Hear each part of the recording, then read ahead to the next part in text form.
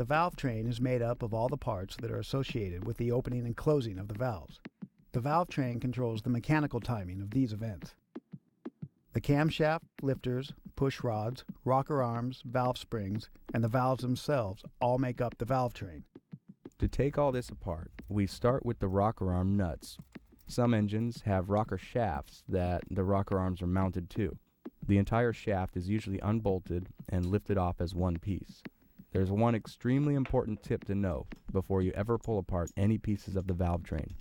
When the valve train is taken apart, everything has to be organized so that during reassembly, the parts will go back into the exact same positions that they came from. Otherwise, excessive wear will happen if the parts aren't matched back to their original placements and paired with their companion parts. However, this only applies to parts that are going to be reused. If you get new components, they can be mismatched. Goodson Tools has a great valve train organizer tray that'll keep all the loose parts in the right order. As the rocker arms come off, make sure the pivot ball that's under the rocker nut stays with its respective rocker arm. It was an easy decision that the rockers on the marine engine would need to be cleaned in a hot tank at the machine shop, so they all went onto a wire hanger to keep them in the same order for when it comes time to put it all back together. If you put a washer or some other kind of metal label on one end of the strand, you'll know which rockers are supposed to go back on the forward or rear part of each cylinder head. As the push rods come out, you need to make sure the upper end stays in the up position. If these go back in upside down or get mixed up, they're going to wear out a lot quicker.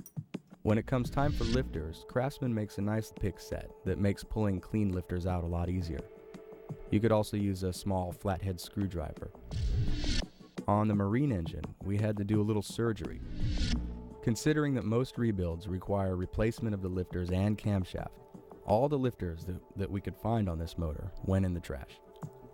If any or all of your lifters are gummed up really bad with dirty oil and don't want to come out, just leave them in the stuck position and we'll remove them from the bottom after the cam is out of the way. The ones that do come out should go right into some kind of organizer tray if you think they might be reusable. Later, we'll have a closer look to see if there are any